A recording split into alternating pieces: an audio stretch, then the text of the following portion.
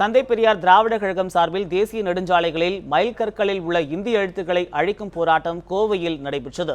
தேசிய நெடுஞ்சாலைகளில் உள்ள மைல்கற்களில் தமிழ், ஆங்கிலம் ஆகிய மொழிகளில் மட்டும் எழுதப்பட்டிருந்த ஊர்களின் பெயர்கள் தற்போது இந்தியிலும் எழுதப்பட்டுள்ளன.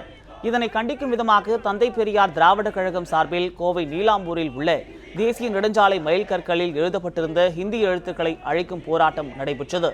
போராட்டத்தில் ஈடுபட்ட 50க்கும் மேற்பட்டோர் கைது செய்யப்பட்டனர்.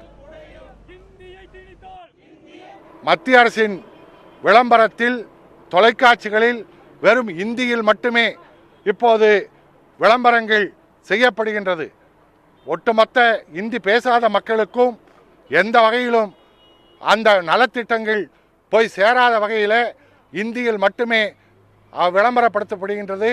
மத்திய அரசு அலுவலகங்களில் அலுவலக ஊழியர்கள் ஒவ்வொரு நாளும் ஒரு இந்தி வார்த்தையை கட்டாயம் படிக்க வேண்டும் என்று கட்டாயப்படுத்தப்படுகின்றார்கள்.